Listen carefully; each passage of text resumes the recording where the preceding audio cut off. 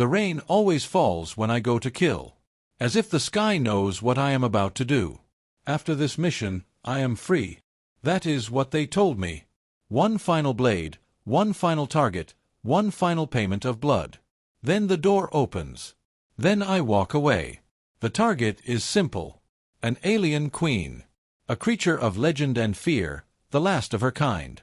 She carries a core, an ancient artifact of impossible power. Kill her. Take the core. Return. Simple. But when I reach the deck, there are already screams. Already blood on the wet wood of the floating city. The monsters came before me, bipedal, armored, driven by the same hunger for the core. They are slaughtering the Queen's guards, ripping through them like wet paper. It does not matter. Monsters or men, I have killed worse. I draw my twin blades. The steel sings as it leaves the scabbards, a sound I have heard 10,000 times. A sound that has become the only music in my empty chest. I walk through smoke and fire. Step over fallen guards. Some still move, still reach for weapons, still try to rise. Not my problem. I step over them and keep walking. The central hallway opens before me. The last guards are defending a door. 5, maybe 6 of them. Wounded. Bleeding. But still standing. Still fighting. They see me. Their weapons rise. Stop, one of them rasps in broken human speech. You cannot pass. She is all we have left. I do not answer. Words are wasted on the dying. I move. The first guard falls before he can fire. My left blade opens his throat. The second manages a shot. The bolt burns past my ear, close enough to singe. My right blade takes his hand at the wrist. He does not scream. He is already dead, he just does not know it yet. The third guard is faster. He blocks my first strike, counters with a dagger I did not see. The blade cuts my arm, shallow but real. I feel the sting. I feel something else, too. Something I have not felt in years. Respect. I kill him last. Out of courtesy. The door behind them is old. Made of metal that has turned green with age and salt. I push it open. Beyond it is a chamber, round, open to the sky. Rain falls through a hole in the ceiling. And in the center of the room, kneeling on the wet stone, is her. The alien queen. She is smaller than I expected. Her skin is pale blue, almost translucent, with faint patterns of light moving beneath it like slow lightning. Her eyes are large, too large for her face, and they are the color of the sea after a storm. She wears a simple robe, torn and burned from the attack. Her hands are folded in her lap. She is not armed. She is not armored. She is praying. I stop at the threshold. My blades are raised. One strike. That is all it would take. She opens her eyes. Looks at me. She does not scream. Does not beg. Does not run. She just looks at me with those sea storm eyes, and she says one word in a voice like wind through glass chimes. Finally. I hesitate. In my entire life, I have never hesitated. The master who trained me, the man who pulled me from a pool of my own family's blood when I was 7 years old, he taught me one thing above all others. Hesitation is death. The blade does not wait. Neither do you. But I hesitate now. Why, finally? I ask. She tilts her head. Because I have been waiting a very long time for someone to come who could end it. End me. End this. She gestures around her, at the burning city, at the dead guards, at the smoke rising through the rain. My people are gone. My world is gone. The core is all that remains of us. And every monster, every assassin, every thief who comes for it, they kill a few more of my guards. They burn a little more of my home. But they never reach me. She looks at my blades. Until you. I should kill her. I know I should. The core is inside her chest. I can see it glowing faintly through her skin, a pulsing light the color of a dying star. One cut. One reach into her rib cage. One pull. Then home. Then freedom. But I do not move. Something is wrong with me. Something has broken inside my machinery of obedience. I have killed hundreds, thousands. Men, women, beings I could not even name.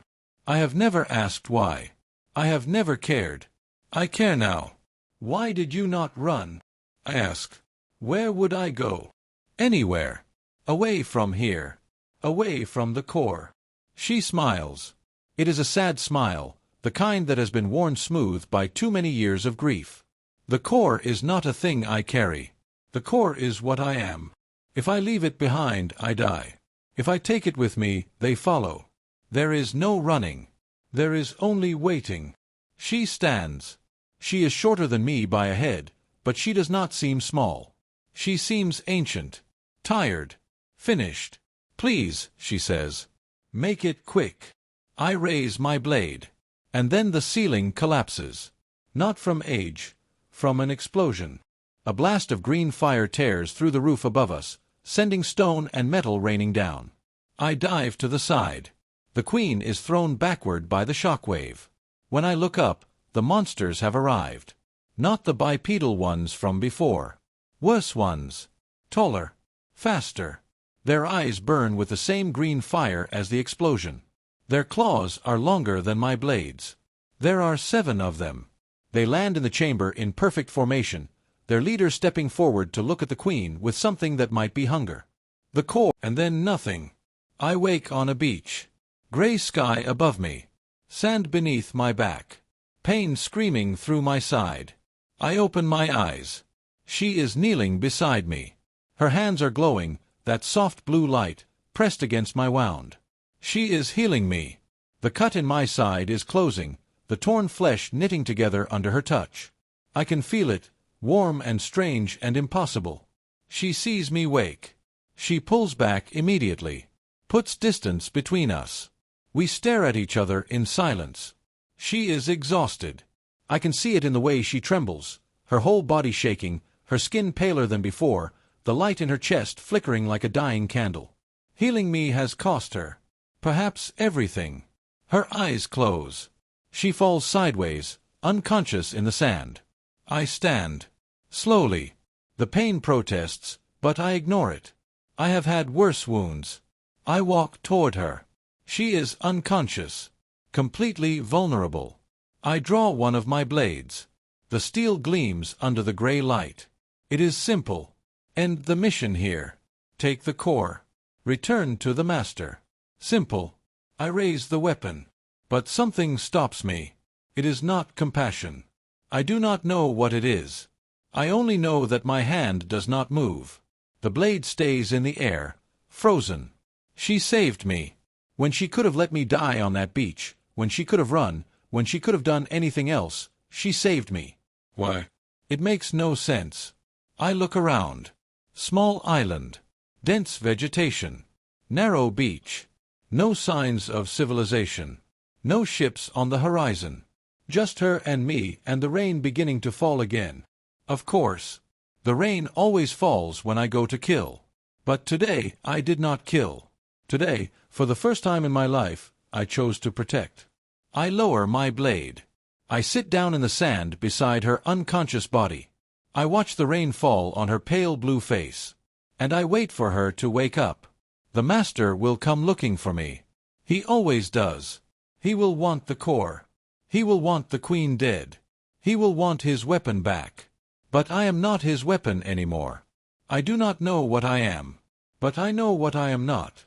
I am not the man who kills a queen who saved his life. I am not the blade that cuts without asking why. I am something new. And when the master comes, when he finds me on this beach, sitting beside his target with my blades sheathed and my heart beating a different rhythm, he will learn what I have become. We will fight. He trained me. He made me. He thinks he owns me.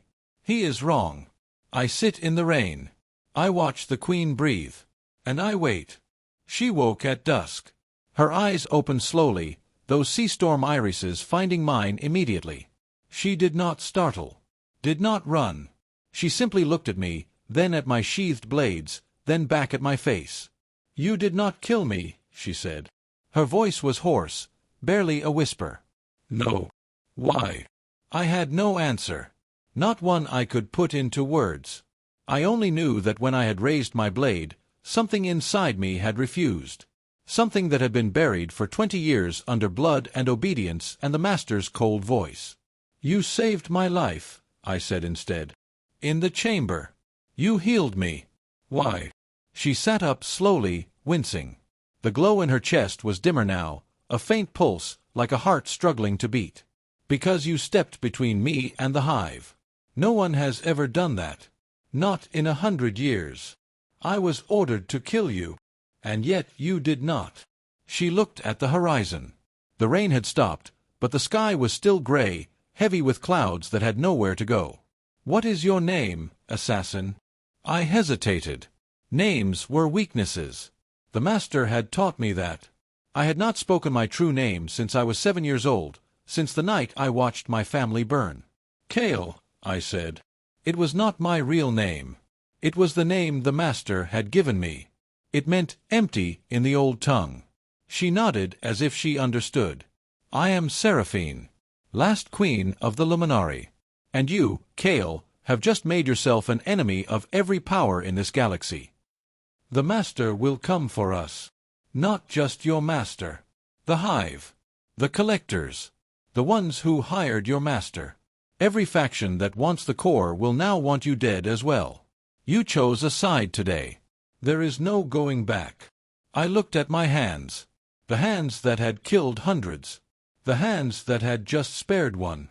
"I know." She stood. Her legs trembled, but she did not fall.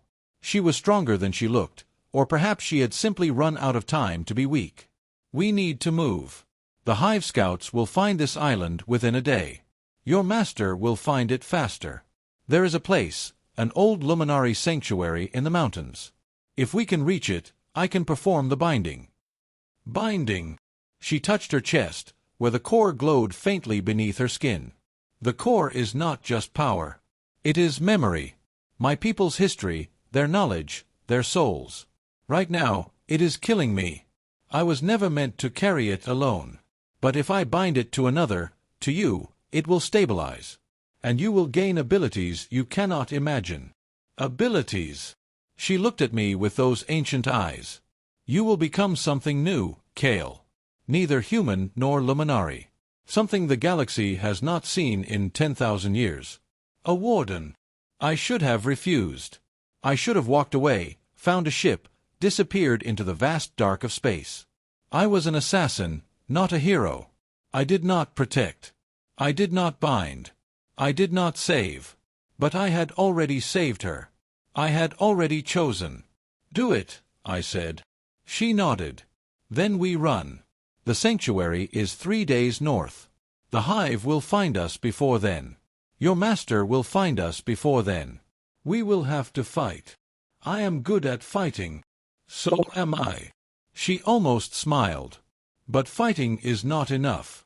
We need to survive. And surviving requires trust." She held out her hand.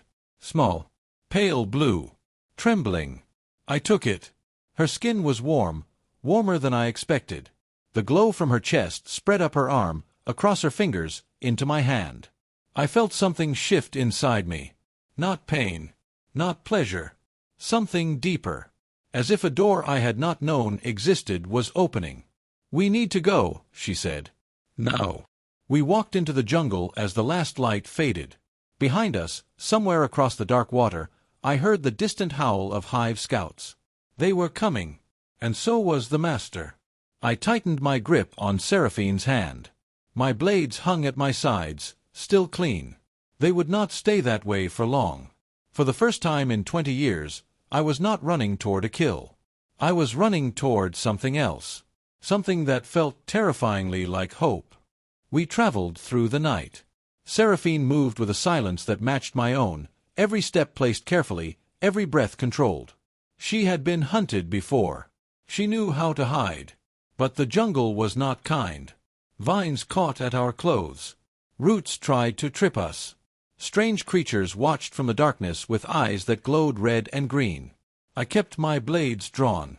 Seraphine kept her hand on my arm, guiding me through paths I could not see. "Your master," she said quietly as we climbed a steep ridge. "Tell me about him." I thought about the man who had raised me. The man who had taken a terrified child and turned him into a weapon. He found me after my family was killed. I was 7. He said I had potential.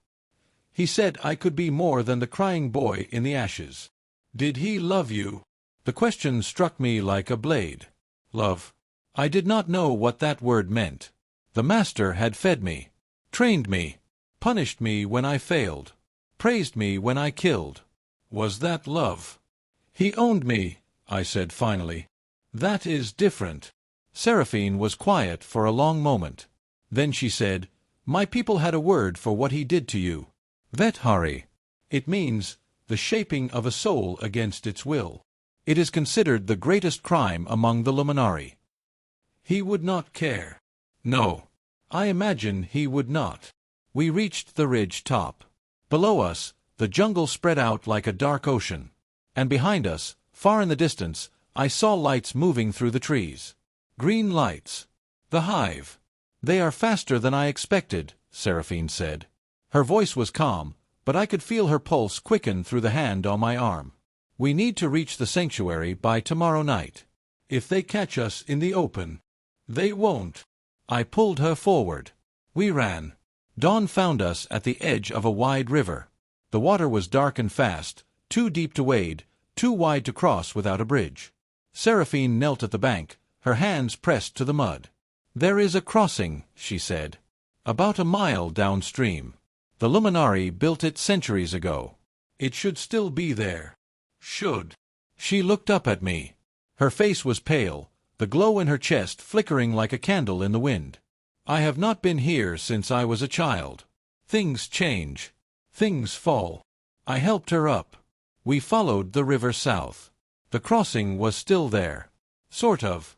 A rope bridge, ancient and rotting, stretched across the churning water. Half the planks were missing. The ropes were frayed. One strong wind would tear it apart. The other side, Seraphine said, is half a day from the sanctuary. We can make it if we cross now. I looked at the bridge. Then at the green lights still moving behind us. Closer now. Much closer. Go, I said. I will hold them at the bridge. She grabbed my arm. No. If you stay, you die. There are too many. I am good at killing. So am I. And I am not leaving you behind. She stepped onto the bridge before I could stop her. The ropes groaned. A plank cracked under her foot. But she did not fall. She kept moving, her balance perfect, her eyes fixed on the far shore. I followed. The bridge swayed beneath us. The river roared below. Behind us, the hive scouts reached the bank and howled, a terrible sound, like metal tearing. They saw us. They started across. I turned. Drew my blades. Keep going, I told Seraphine. Do not look back. The first hive creature reached me as the bridge lurched sideways. It was smaller than the ones in the Queen's chamber, a scout, not a warrior. But its claws were still sharp. Its eyes still burned with that hungry green fire. It died quickly. My left blade opened its chest. My right blade took its head. It fell into the river, green blood spraying across the rotting planks. The second creature was faster. It ducked under my strike, drove its shoulder into my wounded side. Pain exploded through me. I stumbled, nearly fell off the bridge. Caught myself on a rope. The creature lunged. And Seraphine's hand grabbed my collar, pulling me forward. Her other hand shot out, a blast of blue light slamming into the creature's chest. It screamed. It burned. It fell. Do not look back, she said. Run. We ran. The bridge shook. More creatures poured onto it. 5, 10, a dozen. The ropes began to snap. The far shore was close, so close, but the bridge was dying. Seraphine reached the edge first. She turned, reached for me. Our hands touched. The rope broke. I fell. The river swallowed me. Cold, dark, fast. I tried to swim, but the current was too strong, the water too thick with silt and debris. I could not see, could not breathe, could only feel myself being pulled under, dragged down, down. Something grabbed my wrist. Seraphine. She had jumped in after me. Her body glowed, that soft blue light, brighter than I had ever seen it. The core in her chest blazed like a small sun. The water around us turned warm, then hot, then it simply parted. A bubble of air formed around us, pushing the river back. "Hold on," she gasped. She pulled me toward the shore. The creatures on the bridge howled, but they could not follow. The bridge had collapsed. The river had claimed it. We crawled onto the muddy bank, coughing, bleeding, alive. Seraphine collapsed beside me. The glow in her chest was almost gone now, a tiny flicker, like a match about to go out. "The sanctuary," she whispered. "We are close. But I cannot walk." I looked at her. The queen who had saved my life. The woman who had jumped into a river to save me again. I picked her up. She was light, lighter than any of my blades. "I will carry you," I said. And I walked into the forest, toward the sanctuary, toward whatever came next. Behind us, the hive howled. Ahead, the master waited. And inside my chest, something new was beginning to glow. The sanctuary was not what I expected. No walls. No guards. No grand doors. Just a cave hidden behind a waterfall, its entrance so narrow I almost missed it. Seraphine guided me through the spray, her hand trembling against my shoulder. Inside, the air changed. Warmer. Stranger. The walls glowed with the same blue light that pulsed weakly in her chest. Faint symbols covered every surface, writing so old that the stone itself seemed to remember it. "We are safe here," she whispered as I lowered her to the ground. "The hive cannot enter. The old wards still hold." I looked around. The cave was small, barely large enough for both of us. A pool of clear water sat in the center, its surface perfectly still. The symbols on the walls pulsed in rhythm with Seraphine's breathing. "What is this place?" "A tomb," she said. "And a womb." The Luminari used these sanctuaries for two purposes: to honor our dead, and to create new life. She looked at me. Those sea-storm eyes, now dimmed with exhaustion, still held something fierce. "The binding, Kale. We must do it now. I do not have much time left." I knelt beside her. "What happens to you after the binding?" She smiled. It was a sad smile, the kind that knows its own ending. "I will not die, if that is what you are asking. But I will change. The core has been killing me slowly. I was never meant to carry it alone. Sharing it with you will save my life. But it will also bind us together. Forever. Forever. When you feel pain, I will feel it. When I dream, you will see my dreams. Our minds will touch. Our hearts will beat in rhythm. There is no undoing it, Kale. Once the binding is complete, we are one." I thought about the Master. About the 20 years I had spent as his weapon. About the emptiness inside me that I had thought was permanent. "I have never belonged to anyone," I said. "Not really. The Master owned my body. But my soul, if I have one, has always been alone." She reached up. Her cool fingers touched my cheek. "Then let us be alone together." She placed her other hand over my heart. The glow from her chest spread into her arm, across her fingers, into my skin. I felt it, that door opening wider. Something warm flooding through me. Not pain. Not pleasure. Something older. Something like memory. I saw her childhood.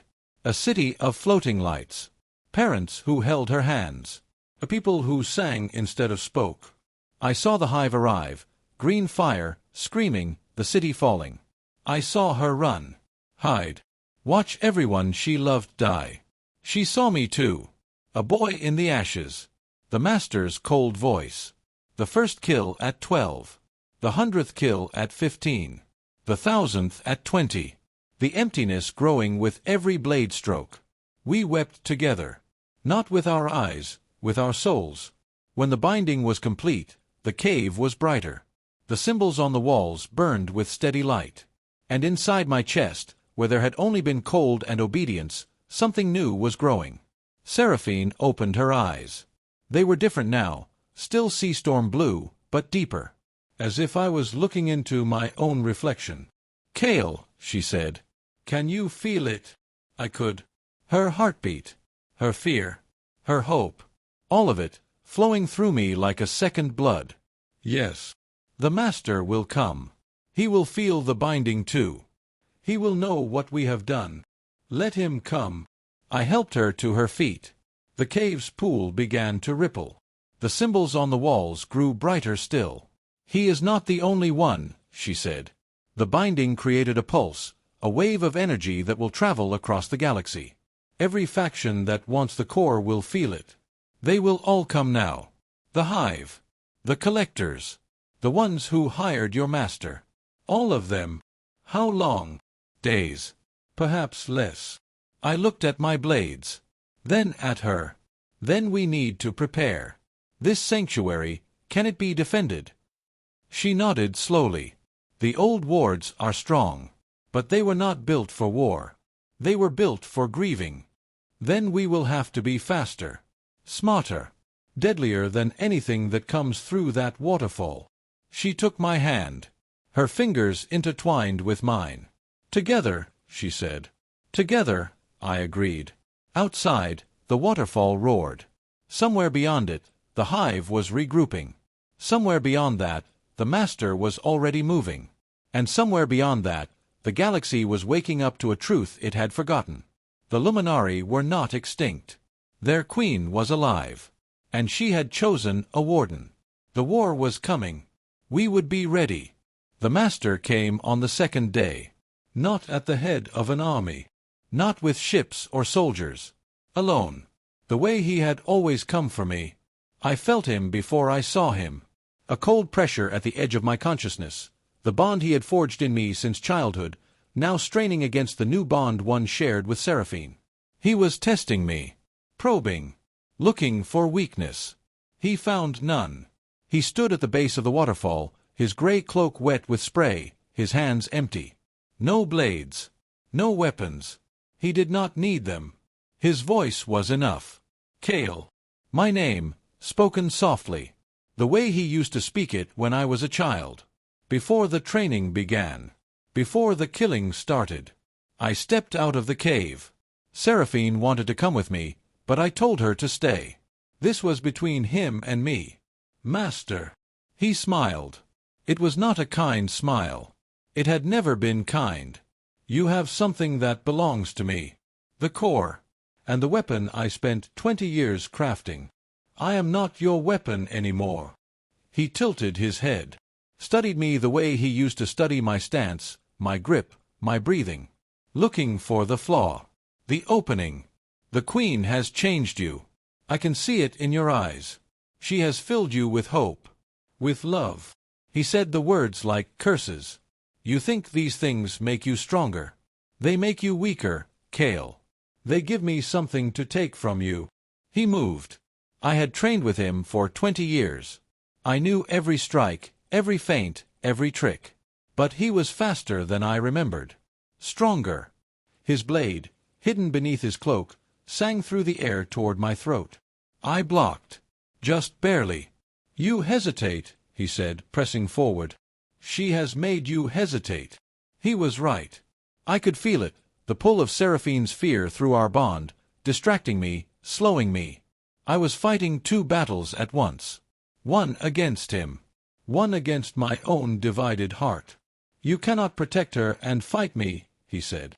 Choose, Kael. Choose now. I chose. I stopped blocking. Stopped dodging. I let his blade cut my arm, a shallow wound, nothing more. And while he was off balance, expecting me to retreat, I stepped forward. My forehead slammed into his nose. Bone cracked. Blood sprayed. He staggered. You taught me that hesitation is death, I said. You also taught me that the best defense is to remove the threat. I raised my blade. He looked up at me, blood streaming down his face. And for the first time in 20 years, I saw something in his eyes that was not cold. Not calculating. Something almost human. Fear. Do it, he said. Finish what you started. I lowered my blade. No. He stared at me. No. I am not you. I do not kill what I can spare. I do not destroy what I can save. I stepped back. Sheathed my blades. Go, Master. Leave this place. Tell the ones who hired you that the core is protected, that the Queen is guarded, that the Warden has awakened. He rose slowly, wiped the blood from his face, looked at me with an expression I could not read. You have become something I did not expect, Kale. Something I did not plan for. Good. He walked past me, toward the forest. At the edge of the trees, he stopped. The hive will not stop. The collectors will not stop. The galaxy will not stop. They will keep coming until they have the core or until they are all dead. Can you kill them all, Kale? Can you become the monster they fear? I looked back at the cave, at the waterfall, at the soft blue glow emanating from within. I do not have to kill them all, I said. I only have to protect her. He was silent for a long moment. Then he walked into the trees and disappeared. I returned to the cave. Seraphine was waiting. Her eyes were wet. You let him live. I am done with killing. She took my hand. The bond between us hummed with warmth, her relief, her gratitude, her love. The others will come. The hive. The collectors. They will not stop. Then we will fight. But we will fight to protect, not to destroy. She leaned her head against my shoulder. Outside, the waterfall roared. Somewhere beyond it, the galaxy was gathering its armies. But in that cave, in that moment, there was only peace. We will need help, she said. More than just the two of us. I know. There are others like me. Weapons who were made, not born. If we can find them, if we can free them. She looked up at me. You want to build an army of former assassins. I want to build a family. She smiled. It was not a sad smile this time. It was something new, something hopeful. Then let us begin. We walked out of the cave together. The sun was rising over the jungle, warm, golden, alive. Behind us, the sanctuary glowed with ancient light. Ahead of us, the world waited. The Master was gone. The hive would come. The collectors would come. The war was not over. It had barely begun. But for the first time in my life, I was not walking toward a kill. I was walking toward a future. And I was not walking alone. The end. 1 year later, I stood on a hill overlooking a valley that had been empty for 1,000 years. Now it was full of light. Seraphine stood beside me, her hand in mine. The core within her chest glowed steady and strong, no longer flickering, no longer dying. The binding had saved her. It had saved me too. Below us, the first new Luminari settlement in a century was taking shape. Not a city of floating lights, that would take generations to rebuild. But a village. Homes. Gardens. Children running through the fields. Not just Luminari children. Human children too. The others had come. The ones I had spoken of in the cave. Weapons like me, assassins bred and broken by masters who saw them as tools. We had found them, freed them, given them a choice. Most had stayed. They had built homes, planted gardens, learned to smile. Some had returned to the shadows. Old habits were hard to break. But they knew now that there was a place for them here, whenever they were ready. The hive had come, as the Master said they would. 3 waves of them. We had fought them all, not with the cold efficiency of assassins, but with the fierce protection of people defending their home. We had lost some, buried them under the old tree near the cave. But we had won. The collectors had come too. They had offered riches, power, planets, anything for the core. Seraphine had refused them all. And when they threatened to take it by force, they found themselves facing not one warden, but dozens. The weapons they had created had turned against them. They had retreated. They had not returned. And the Master, he had not come back. But he had sent word. A single message, delivered by a bird I did not recognize. You were my greatest creation, Kale. Not because you obeyed. Because you chose. Be what I could not be. Be free. I had burned the message. But I had not forgotten it. Kale. Seraphine's voice pulled me from my thoughts. The children are asking for you. I looked down at the valley. A group of small figures, blue and pale, human and Luminari, were running toward the hill, laughing, waving. "Coming," I called back. I turned to Seraphine. Her eyes were the color of the sea after a storm, just like the first time I saw her. But now there was no grief in them. No exhaustion. Only peace. "Do you ever regret it?" she asked. "The binding, the war, all of it." I thought about the rain, the blood, the emptiness that had filled my chest for 20 years. "No," I said. "I regret the things I did before I met you, the lives I took, the orders I followed without question. But you showed me there was another way." She smiled. That smile that had once been sad, then hopeful, and now was simply happy. We showed each other. The children reached us. A small Luminari girl grabbed my hand. A human boy climbed onto Seraphine's back. They were laughing, shouting, demanding stories, demanding food, demanding attention. We walked down the hill together. Toward the village. Toward the future. Behind us, the cave glowed softly, a reminder of where we had begun. Ahead of us, the valley stretched out, full of possibility. The galaxy was still dangerous. The hive still hunted. The collectors still schemed. There would be more battles. More losses. More hard choices. But not today. Today, there was only this. A hill. A village. A family. I squeezed Seraphine's hand. She squeezed back. The rain that had always fallen when I went to kill had stopped. And for the first time in my life, I believed it would never fall again. The end.